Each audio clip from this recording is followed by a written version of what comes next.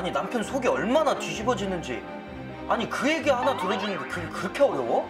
이 얘기야 들어줄 수 있지. 그런데 좀 일정만 하면 안 돼? 아니 하루 이틀도 아니고 매일매일 이렇게 자기 힘드다 소리 들을 때마다 내가 우울증 걸릴 것 같아. 그리고 나라고 회사 생활이 좋은 줄 알아? 그렇게 힘들면 상담이라도 좀 받으러 가보던가. 여러분, 사실 저 고백할 것이 있어요. 제가요, MBTI가 I로 시작하거든요.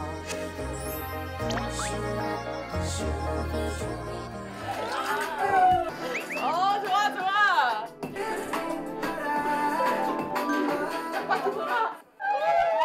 사람들이 오징어 다리 같다고 네, 많이 이렇게 하시더라고요. 네. 시작!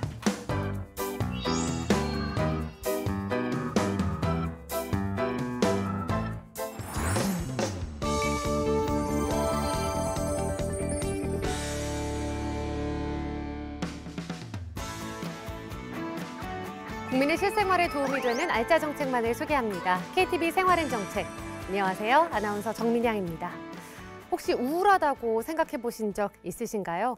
우울할 때는 우리의 감정, 생각, 인지 기능, 심지어 생리 기능까지 지장을 받게 된다고 하는데요. 어떻게 해야 내 마음을 돌보며 정신을 건강하게 관리할 수 있는지 전문가 두 분을 모시고 자세히 알아보겠습니다. 안녕하세요. 예, 안녕하십니까? 예, 저는 육성필이라고 하고요. 한국임상심리학회 자살예방 및 위기상담연구회 회장을 하고 있고 서울상담심리대학원대학교 위기관리상담 전공교수로 학생들을 가르치고 있습니다. 안녕하세요. 네, 저는 임혁이라고 합니다. 한국정신건강사회복지 학회장을 맡고 있고요. 현재 동서대학교 사회복지학과에서 재직 중에 있고 사람의 마음을 연구하고 하고 있는 정신건강사회복지학자입니다. 만나서 반갑습니다. 반갑습니다.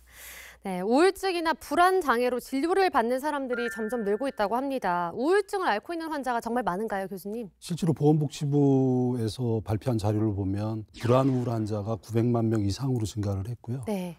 실제로 코로나 시기에 불안하고 우울이 사회적으로 상당히 문제가 됐었는데 실제 통계 자료로도 20% 이상 증가한 상태가 됐고 더 눈여겨볼 것은 네.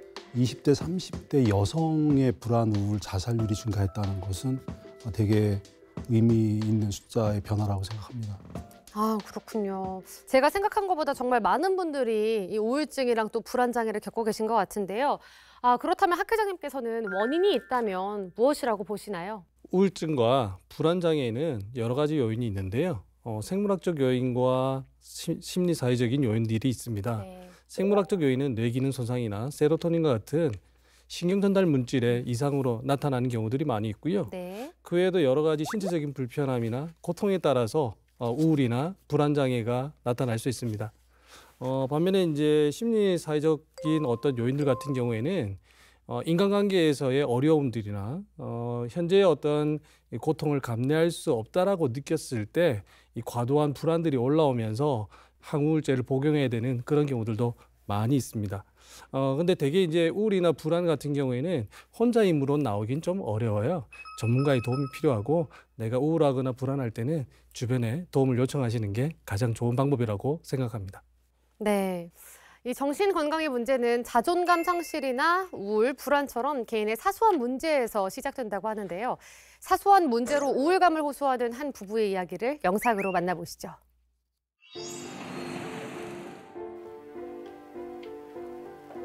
자기야, 얼마나 걸려? 아, 자기야, 빨리 가자. 어제도 자기가 꾸물거려서 지각했잖아. 알았어.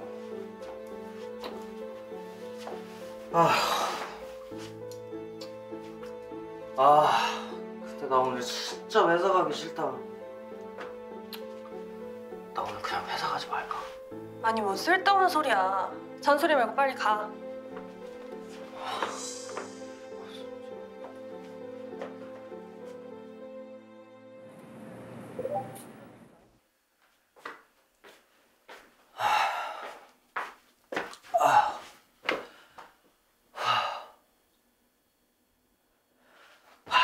아니, 자기야. 그 자식이 오늘 서류만 제대로 챙겼어도 계약이 딱 되는 거였거든? 근데 거기서 내 탓을 해버리는 거야. 부장님은 또 그 자식 말에 홀라당 넘어가가지고 아주 날 무능한 놈으로 만들어버리더라고. 속사정 모르는 사람들은 다 내 탓인 줄 알고. 진짜 그 자식 때문에 회사 가기가 싫다니까 정말. 그 사람 그러는 게 하루 이틀이야? 자기가 좀 미리 챙기지 그랬어.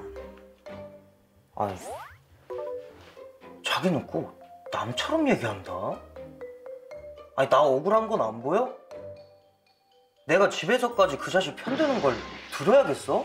아니, 편드는 게 아니라 벌써 지친다. 더 얘기하면 안 끝나겠지. 자기야, 이제 자자. 12시 넘었어. 아니, 남편 속이 얼마나 뒤집어지는지. 아니, 그 얘기 하나 들어주는 게 그게 그렇게 어려워? 아니, 얘기야 들어줄 수 있지. 그런데 좀 일정만 하면 안 돼? 아니, 하루 이틀도 아니고 매일매일 이렇게 자기 힘드다 소리 들을 때마다 내가 우울증 걸릴 것 같아. 그리고 나라고 회사 생활이 좋은 줄 알아? 그렇게 힘들면 상담이라도 좀 받으러 가보던가. 그래, 내가 또 잘못했네. 집에서나 밖에서나 다 내 탓이고 다 내 잘못이지. 됐어, 이제 자기한테 얘기 안 할 테니까 그냥 들어가서 푹 주무셔. 이제 사람을 환자 취급한다 이거지.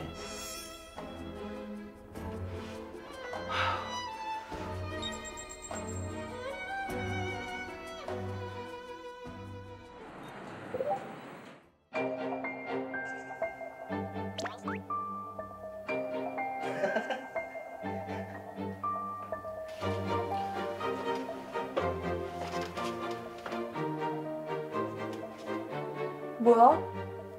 오늘도 회사 안 갔어?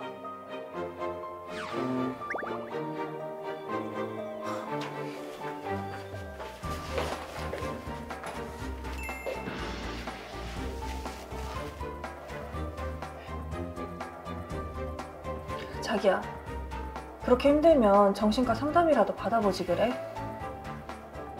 요즘엔 마음의 병 고치는 거 그거 흉도 아니래.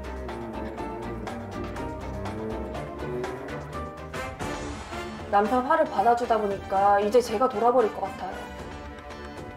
스물에는 남편 참기만 하는 저. 도대체 누가 병원에 가야 하는 걸까요?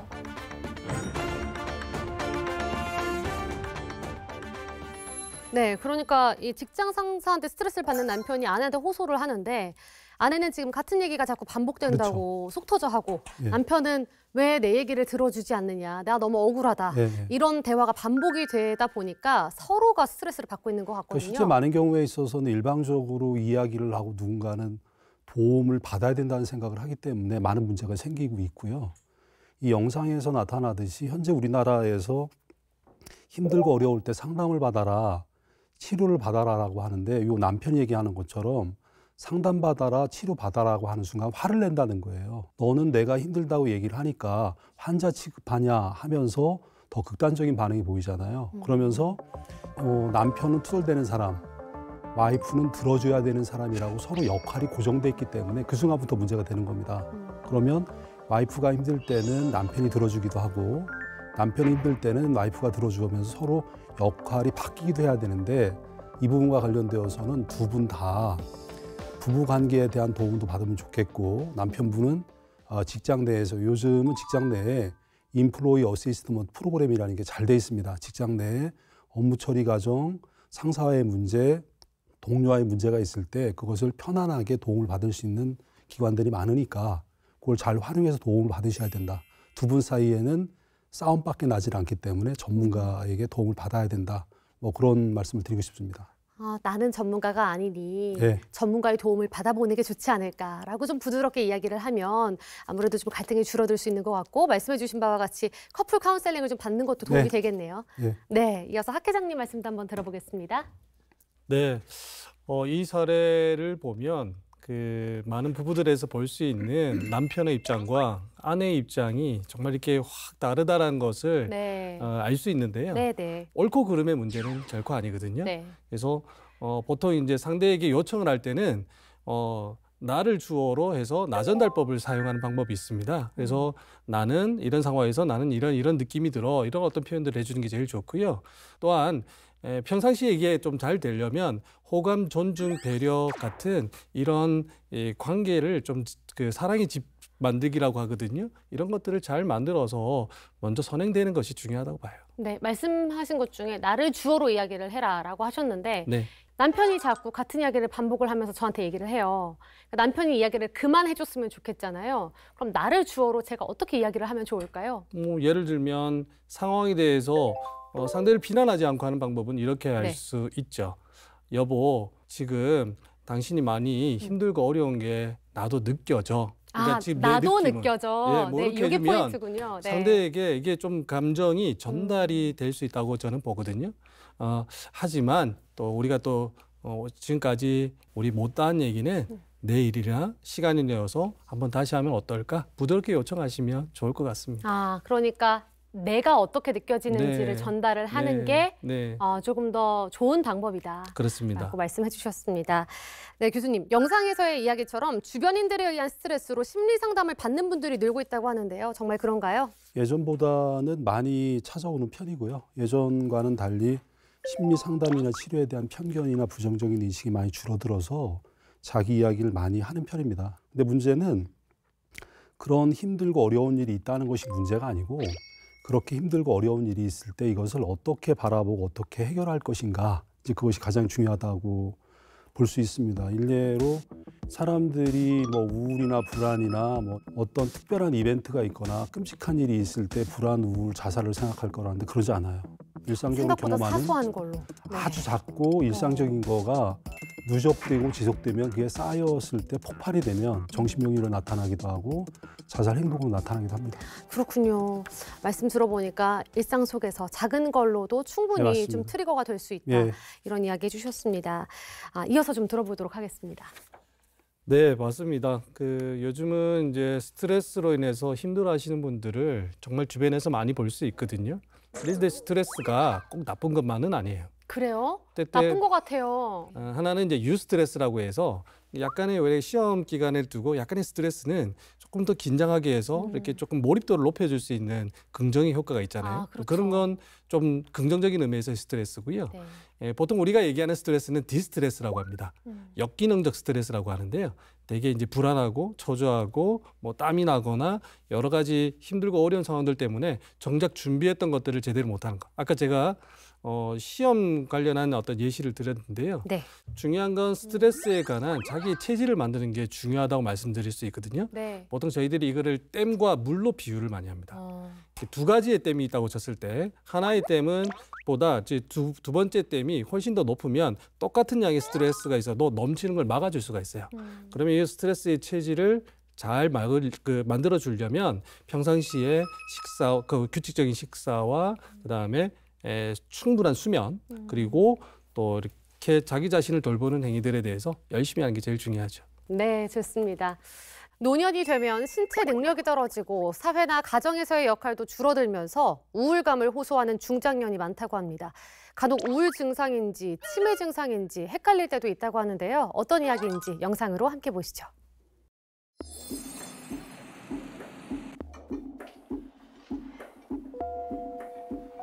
어머님, 우리 밥 다 먹었는데 상원도 왜 차려주셨어요? 얘는 무슨 소리야? 아유, 우리 진우가 아직 안 왔잖아. 우리 진우가 곧 올 텐데 저녁 먹어야지. 어머니, 지금 진우 씨 베트남에 출장 가 있잖아요. 어? 그게 무슨 소리야? 우리 아들이 어디 가 있다고? 베트남이요. 출장 간 지가 3개월이나 넘었는데 어머님도 참... 이상하다. 우리 친구가 오늘 아침에 나가면서도 나한테 인사하고 나갔는데. 어머님, 왜 이러세요?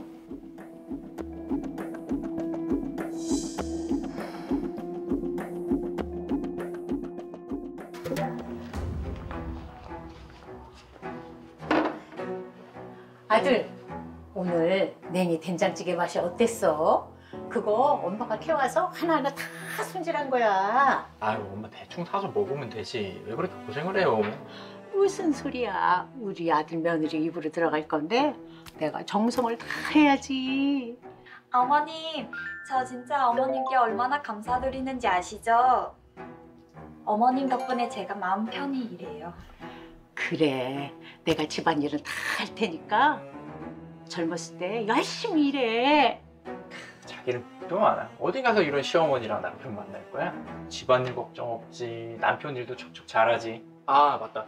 엄마, 나 다음 달에 베트남 지사로 가야 될 것 같아. 베트남? 거기 되게 더운 나라잖아. 아니 1년이나 집 떠나 있는다고? 아휴, 그러다가 몸이라도 상하면 어쩌라 그래. 아유, 엄마도 참 별 걱정을 다 하시네. 거기 가는데 경쟁률이 얼마나 치열했는데. 나 딱 1년만 갔다 오면 승진할 것 같아. 자기 거기 가고 싶어 했잖아. 잘 됐다.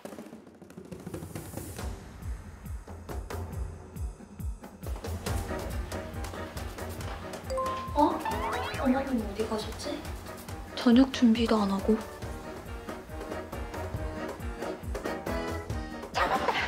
야, 너지? 내 돈 다 가져갔냐니? 내 돈 다 가져갔냐니? 너지? 너 다 가져갔지? 이 나쁜 년아. 제가 무슨 돈을 훔쳤다고 그래요? 얘냐? 내 돈 내라! 이 나쁜 년! 응? 내 돈 내라, 이 년! 어디서 내 돈 다 가져갔어?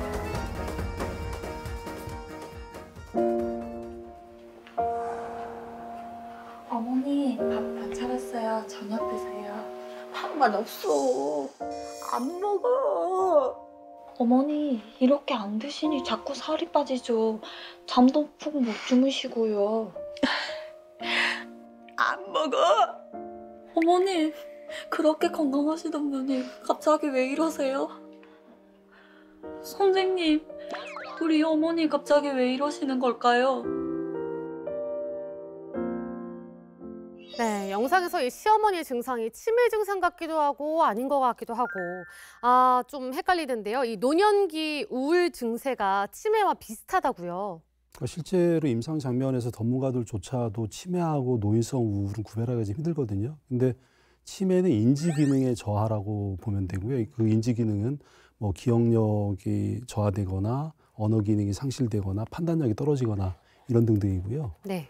그러니까 노인성 우울이라고 하는 것은 우울증 전연령에서 발생을 할 수 있는데 분명한 것은 정서적인 문제로부터 시작을 하죠. 그와 같이 병발해서 인지기능 저하까지 오는 그런 현상이 되고 노인성 우울에서 나타나는 인지력의 상실은 급격하게 나타나죠. 근데 이제 치매에 기반한 거면 그거보다는 서서히 오래 나타나기 때문에 주변 사람이 잘 인식하지 못하는 경우도 있습니다. 상당히 좀 비슷한 것 같긴 하는데 네. 이 노년기 우울이라면 정서랑 관련이 네, 깊다고 네, 하셨잖아요. 네. 그러니까 이 감정을 말씀을 하시는 거죠. 그렇죠. 감정과 감정, 상태. 맞습니다. 그리고 네. 저는 요즘 강조하고 싶은 것은 상실이 주요 원인이라고 봐요. 어떤 것에 대한 65세 이상이 상실일까요? 되면 신체적으로도 쇠약해지죠. 직장도 그만두고 못 나가게 되죠. 주변의 친구들도 하나둘 사라지죠. 근데 문제는 그렇게 우울해지는 것을 다른 세대에 비해서는 노인들은 나이가 들면 우울한 거야라고 하면서 자신뿐만 아니라 주변 사람들로 별다른 관심을 기울이지 않게 돼서 오히려 나중에 알게 됐을 때는 너무나 악화돼서 이러지도 못하고 저러지도 못하는 아주 극단적인 상태까지 가게 된다 그렇게 말씀드릴 수 있습니다. 그렇군요. 이 노년기 우울증은 스스로 알리기가 어렵다고 합니다. 노년기 우울증의 특징이 있다면 어떤 것들이 있을까요? 그 노인성 치매와 우울증을 구분하는 건 정말 쉽지는 않아요. 근데 이제 여기서 보면 좀 특징적인 모습이 있죠. 그러니까 우울증이 있기 전에 어떤 생활의 변화가 있었는지를 살펴볼 필요가 있다고 말씀드리고 싶어요. 우선은 이제 아들이 베트남에 1년간 파견을 하게 되면서 네. 금쪽 같은 아들을 볼 수 없는 것에 대한 그리움. 이게 이제 관계의 상실로 느껴진다면 그게 또 상실이군요. 네, 그럴 수 있죠. 그리고 중간에 조금 특징적인 장면이 하나 있었습니다. 갑자기 이제 며느리를 붙잡고 자기 물건을 네. 훔쳐갔다면서 머리를 잡아 당긴다든지 네네. 이런 증상은 상당히 공격적인 행동이고 치매 증상에서 보이는 대표적인 증상이거든요. 네. 이른바 정신행동 증상이라고 합니다. 네. 근데 이런 어떤 것들을 좀 잘 감별하는 게 중요하고 무엇보다 이제 노년기는 다른 연령대에서 보이는 우울증하고는 구분이 될 것 같습니다. 첫 번째는 노인 스스로 우울증을 알아차리기가 쉽지 않고 또 주변 사람들에게 알리는 것을 좀 많이 꺼려합니다. 자식들이 알면 어떻게 될까, 해가 될까 두려운 마음에 더 그럴 수 있고요. 두 번째는 노년기에는 잠을 이렇게 좀 잘 자지 못하죠. 숙면을 취하기가 어려운 부분들이 많다 보면 우리의 신체 밸런스라고 하잖아요. 이게 조금 잘 맞지 않으면 이런 것들이 이제 무력감으로 이어지게 되고 우울증으로 선행되는 요인이 되기도 하죠. 그다음 이제 세 번째는 이제 두통이나 소화불량 같은 만성적인 어떤 신체 불편감이나 이런 신체 질환들이 있었을 때 또 이런 것들이 이제 우울증의 한 전조적인 증상으로 표현되기도 합니다. 네. 이 노년기의 우울증을 예방하고 치료하는 방법이 있을 텐데요. 어떤 방법들이 있나요? 일단 집 밖으로 많이 외출을 하셔라. 사회적인 관계망이라든지 친목활동이라든지 봉사활동 같은 걸 많이 하면서 내가 여전히 사회의 구성원이고 사회에서 뭔가 필요로 할 수 있고 의미 있는 활동을 할 수 있다는 그런 부분들을 느끼도록 하는 게 좋고요. 복지관이라든지 많은 노인분들 관련 단체가 많지 않습니까? 거기에 정기적으로 나가셔서 거기에 구비되어 있는 많은 서비스를 잘 활용하고 하는 것도 상당히 도움이 될 거라고 생각을 하고요. 노인분들을 위한 전문적인 상담 기법이라든지 치료 기법도 많이 돼 있기 때문에 네. 실제로 노인과 관련된 진단이라든지 평가 기준이 있으니까 그에 합당하게 많이 해당된다면 노인 상담 전문가들에게 도움을 받으면 혼자 고민하시는 것보다 훨씬 회복을 단축시킬 수 있다. 그렇게 말씀드릴 수 있습니다. 네, 좋습니다. 자, 이번엔 청년에 대한 이야기를 해볼 텐데요. 2022년 청년의 삶 실태조사에서 고립, 은둔을 생각하는 위기 청년 규모가 약 54만 명에 달할 수도 있다는 조사가 있었습니다. 이 청년들이 다시 세상과 교류할 수 있도록 훈련하는 곳이 있다고 하는데요.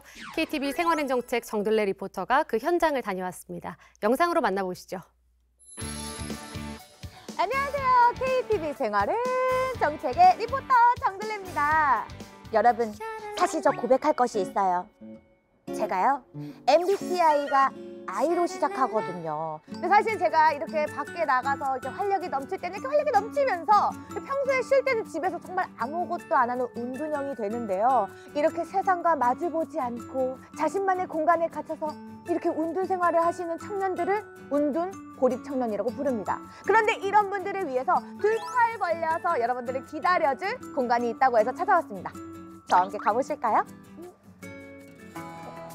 서울시 은평구의 골목길, 그곳에 대문을 활짝 열어둔 집, 바로 두더집입니다.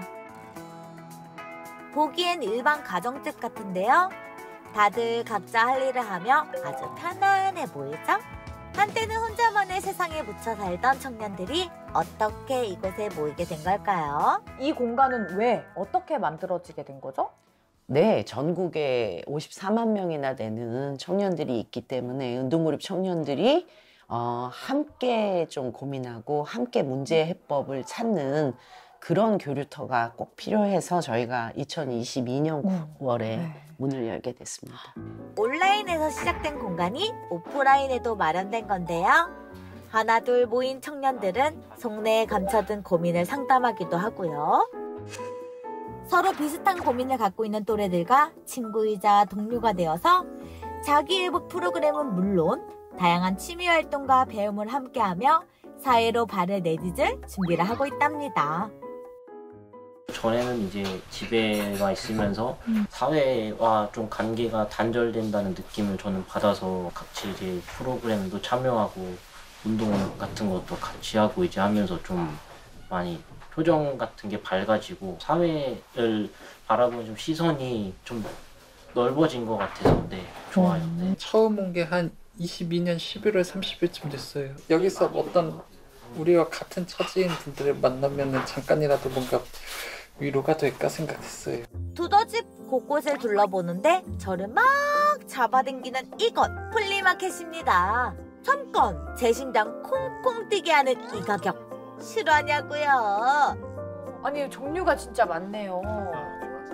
벼룩시장이자 중고물품인 줄 알았는데 심지어 새 상품이었어요. 어머! 이거 완전 봄 저격템 아니냐고요? 어머 이거 4,000원 맞아요? 네, 맞아요. 천천히 둘러보시고 네, 원하시는 거 있으시면은 저희가 결제 도와드릴게요. 네. 신데렐라도 부러워할 만큼 딱 맞죠? 짜잔. 아니 이거 2개 새 거예요, 새 거. 근데 7,000원 주고 샀어요. 와, 득템. 제가 방금 신발에 듀켤레를 샀는데 7,000원을 구매를 했어요. 아니 이렇게 저렴하게 판매해도 되는 거예요? 다양한 기관들 혹은 사회적 기업들에서 물품들을 후원해 주셨어요. 각자가 가진 다양한 재능들이나 아니면 좀 내가 해보고 싶은 일들이 있을 거 아니에요? 네. 좀 그런 일들을 경험하고 싶은 청년분들이 직접 판매를 하시기도 했고 또 청년분들이 또 오셔서 많이 구매를 하시기도 하고 그랬습니다. 모임엔 또 제가 빠질 수 없죠. 안녕하세요. 지금 뭐 하고 계셨어요? 지금 이제 오락회랑 무도회 진행하려고 합니다. 오, 이 활동은 왜 준비하신 거예요? 이거는 제가 즐거우려고요. 즐겁게 놀려고. 자기소개를 어떤 식으로 하냐. 움직임을 이용해서 할 거예요. 저는 다 올입니다. 최소한 3개의 동작으로 나를 표현하기인데요. 쉽진 않았지만 좀 어색할 수도 있는 자기소개를 이렇게 몸동작으로 표현하니까 더 빨리 기억되고 친해지는 것 같았어요. 정들레입니다. 네, 정들레라고 합니다. 이게 저의 시그니처거든요.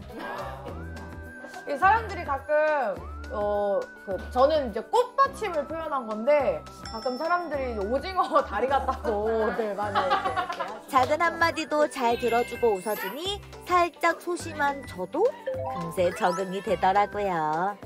아니 근데 이분들 적어도 게임 전문가 수준입니다. 진짜 너무들 잘하는 거예요. 갑자기 분위기 대반전! 신나는 댄스 타임입니다. 근데 이게 그냥 추는 춤이 아니라 떠오르는 문장을 춤으로 표현하는 건데요. 이 구역의 댄서는 나야. 우리 청년들 멋있다고 말하는 겁니다. 춤을 함께 참여해서 춰보니까 어때요? 기분이 좋아지고요. 굉장히 즐겁습니다. 혼자 있으면 늘어지게 되는데 집에 밖으로 나와가지고 여기 와서 신나게 춤을 추니까 좋은 것 같아요. 집단지성으로 논하다 보면 사실 내 문제가 가벼워질 때가 있습니다. 그런 기회를 스스로에게 제공하는 거, 그게 내가 나 자신을 위해서 지금 해야 될 때라고 생각하기 때문에 여러분들 두더지 땅굴이나 두더지배 손 내미시고 또 가까운 친구나 정말 사랑하는 사람이 있다면 그분에게 여러분의 불안과 우울에 대해서 솔직하게 얘기하는 시간을 꼭 가지시기 바랍니다. 혹시 지금 혼자인가요? 이곳에 옹기종기 모인 두더지들이 동료가 되고 친구가 되어줄 겁니다. 나를 반겨주는 공간이 있고 그리고 아무런 제약 없이 편히 쉴 수 있고 그리고 나를 찾아가는 길을 열어줄 수 있는 곳이 있다는 게 얼마나 큰 힘이 되고 치유가 되는지 모르겠어요. 이렇게 따뜻하고 포근한 두더지들이 많이 생기기를 그리고 많은 청년들이 편하게 다가서기를 기대해봅니다. 은둔 고립 청년들에게 가장 필요한 것은 함께 할 수 있는 기회가 아닌가라는 생각이 듭니다. 고립이나 은둔이 위험한 이유는 무엇인가요? 실제로 사람은 사회적 동물이라고 얘기하는 것처럼 사람들과 어울리면서 살아야 되는데 경우에 따라서는 어울릴 필요도 있고 혼자 있을 필요도 있습니다. 근데 그것이 실제로는 은둔고립형으로 분류된 사람조차도 그 상태에서 벗어나려고 노력을 하기도 하고 애를 써보기도 한다는 거예요. 근데 실제 많은 경우에 있어서는 자신들이 어떻게 해야 벗어날 수 있고 어디 가서 도움을 청해야 되는지 그 정보가 상당히 부족하기도 하고요. 시간적으로나 아니면 범위적으로 이게 너무나 광대해서 이 사람의 삶에 영향을 주게 되면 결국 직장 생활도 어려워지고 심한 경우는 정신과적인 질환까지 나타내기 때문에 은둔고립형이 있다면 그런 경향을 빨리 찾아내서 적절한 도움을 받는 게 중요합니다. 네, 그렇군요. 이어서 학 회장님 말씀도 한번 들어보겠습니다. 운동형 외톨이라고 표현을 하기도 하고요. 네. 그다음에 일본에서는 이걸 히키코모리라고 했고 일본에서는 한 200만 명 정도로 추산된다고 해요. 우리나라는 54만 명 정도죠. 근데 이제 이 고립운동 청년들이 가지고 있는 크게 두 가지 어려움을 말씀을 드리면 관계에 대한 어려움과 그다음에 회복에 대한 어려움들이 분명히 있습니다. 네. 타인과 관계를 맺는 게 너무 어려워요. 하셔야 일단 낯선 사람과 대화를 하는 것이 너무 두렵고 힘들다 보니까 자기 속에 갇혀 있고 자기 집에 뭐 짧게는 뭐 4, 5년 되지만 또 길게는 10년, 20년 가까이 되시는 분들도 많으세요. 그래서 이런 어떤 부분들이 좀 회복이 되려면 관계를 회복하기 위한 연습들이 필요한 겁니다. 그래서 좀 전에 이제 영상에서 보셨던 것처럼 여러 이제 그 같은 어려움을 갖고 있는 사람들이 모여서 또 프로그램도 하고 그다음에 거기서 친교도 맺으면서 회복할 수 있는 기회들을 조금씩 늘려나가는 작업 정말 중요하고요. 그 외에도 이제 이 은둔 고립 청년들을 위한 쉐어하우스 이런 어떤 부분들을 지원하는 것도 정말 필요한 부분입니다. 왜냐하면 이 고립 운동 청년들을 바라보는 가족들이 너무 힘들어 하시거든요. 그렇죠. 이제 집에만 틀어박혀 있고 배달 음식 시켜 먹고 건강 관리 안 돼 있고 신체적인 건강 체크해 보면 상당히 어려운 부분들이 많으세요. 그래서 이런 그 고립 운동 청년을 가지고 있는 가족들을 위해서라도 이분들이 그 공간을 환경을 좀 바꿔주는 것도 방법이 됩니다. 그러려면 쉐어하우스 이런 데서 거기서 음식도 만들어 보고 또 재활 프로그램도 하고 다양하게 해보면 좀 극복하는 데 도움이 되지 않을까 싶네요. 네, 이 은둔 고립 생활하는 청년들을 위한 정부의 지원 대책이 마련되어 있다고요? 네, 그렇습니다. 이제 첫 번째는 고립 운둔 청년들을 발굴을 하기 위해서 정부 포털 사이트에 이제 자가 진단 시스템을 탑재를 했고 누구든지 거기 들어와서 또 지원을 받을 수 있도록 신청 가능하도록 했고요. 네. 두 번째는 이제 지방자치단체별로 청년 지원 시범 사업을 지원하도록 계획을 하고 있습니다. 전국 4개 지역에 약 13억 원의 예산을 들여서 진행을 하는데요. 어쨌든 청년 미래 센터라는 걸 만들어서 종합적으로 지원하고 있는 건 상당히 고무적인 지원 계획이다. 이 말씀 드릴 수 있고요. 세 번째는 예방적 차원에서 일상 속의 안전망을 만드는 게 정말 중요하거든요.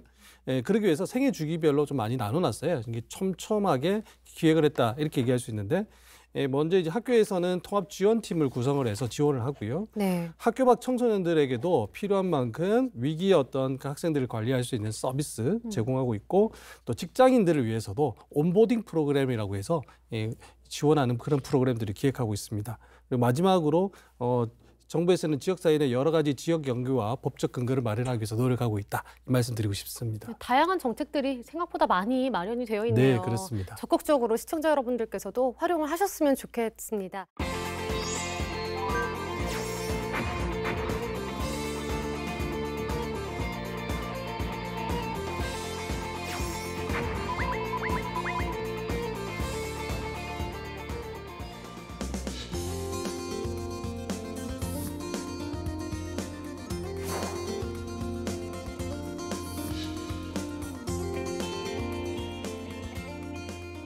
시청자 여러분의 궁금증을 풀어드리는 시간입니다. 정신건강과 관련돼서 궁금한 질문이나 내용을 보내주셨습니다. 첫 번째 질문 함께 보도록 하겠습니다.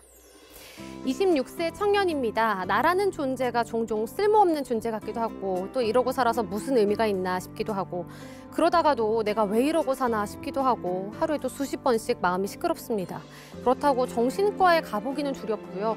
혹시 제가 도움받을 수 있는 기관 같은 게 있을까요? 라고 질문 보내주셨습니다. 실제로 이 사례분의 경우 있으면 저희가 진단을 하자면 네. 우울증에 준할 정도의 정서적인 어려움이 있다 이렇게 얘기를 할 수 있는데요. 네. 뭐 기존에도 청년들 대상의 마음센터라고 그래서 청년들의 경험과 아픔을 전문적으로 다루는 기관을 전국 지자체에 다 만들고 있어서 네. 그 기관을 방문하셔도 훨씬 효과적이고 빠르게 도움을 받을 수 있습니다. 네. 자, 다음 질문 보도록 하겠습니다. 직장에 다니고 있는 40세입니다. 동료 중에 나쁜 사람은 아닌데 굉장히 이기적인 사람이라서 제가 번번이 스트레스를 받고 피해를 보고 있다는 생각 때문에 마음이 괴롭습니다. 정부에서 정신건강 돌봄 체계를 만든다고 들었는데요. 어떻게 도움을 받을 수 있는지 궁금합니다. 라고 해주셨어요. 많은 분들이 공감하실 것 같아요. 네, 맞아요. 직장 생활을 하는 게 사실은 내 마음 같지 않고 부당한 어떤 요구들을 만약에 자주 경험하게 된다면 그로 인해서 내가 여기에 맞설 용기가 준비되어 있으면 모르겠으나 대부분의 사람들이 그게 쉽지가 않습니다. 충분히 이해가 되는 부분이고요. 그래서 정부에서는 이런 온 국민 마음 건강 대책을 위해서 많은 대책들을 내놓고 있는데요. 첫 번째는 국민 마음 투자입니다. 특히 이제 직장 생활하면서 40세에 있으신 분들 중에 요즘은 이제 40, 50대 중에 이제 공황장애로 치료를 받으신 분들 많으시거든요. 내가 얼마나 힘들고 어려운 건지. 왜냐하면 이제 그동안에는 신체적으로 이제 활발했고, 그 다음에 자기의 어떤 그 업무 능력에 대한 자신감이 있었기 때문에 버틸 수 있었는데, 이게 나이가 좀 슥 들면, 이게 좀 업무가 가더하게 되면 이걸 견디기 좀 어려워집니다. 그래서 그런 것들을 좀 골든타임을 놓치는 것을 방치하기 위해서 좀 자가진단 서비스 이런 것들 좀 계획하고 있고요. 두 번째는 이제 생애 주기별로 그 정신건강 지원 사업들을 계획하고 있습니다. 우선은 청년층 대상으로 건강검진 항목이 현행 우울증에서 우울증과 조현병까지 확대하는 것들이 고무적이고요. 건강검진 주기도 10년 단위에서 2년 단위로 단축해서 빠르게 조기에 발견해서 개입하는 것은 상당히 필요한 부분이었던 거죠. 뿐만 아니라 직장인들 같은 경우에도 뭐 여러 가지 고위험군 관리를 위해서 좀 전에 봤던 이 40세 직장인들과 같이 EAP 프로그램이라고 하거든요. 근로자 지원 프로그램 차원에서의 개입들을 많이 생각하고 있습니다. 그다음에 세 번째로는 자살 위험군 지원 강화 대책들을 종합적으로 마련하고 있는데 잘 아시다시피 자살예방센터라든지 생명의 전화 같은 다양한 어떤 콜센터를 이용해서 지원을 계획을 더 확대하고 있습니다. 이외에도 전 국민의 100만 명을 대상으로 전문적인 정신건강 심리상담 서비스를 제공할 계획을 갖고 있거든요. 여기 이제 정신과 의사뿐만 아니라 정신건강 전문요원이라고 해요. 거기 이제 간호사, 정신건강 간호사, 정신건강 사회복지사, 임상심리사, 작업치료사 등등이 있거든요. 그래서 이런 어떤 전문요원 제도들을 충분히 활용해서 상담 인력 풀을 구성하고 지원할 계획을 갖고 있는 것은 상당히 고무적인 방법이다. 이 말씀 드리고 싶습니다. 네, 그렇군요. 정신건강 문제는 누구에게나 찾아올 수 있습니다. 개인의 의지가 약하거나 어떤 문제가 있어서가 아닌 의학적 도움이 필요한 감기와 같은 질병이라는 인식이 더 널리 퍼져서 힘들어하시는 많은 분들이 마음의 상처를 치료받고 건강해지시길 바라는 마음입니다.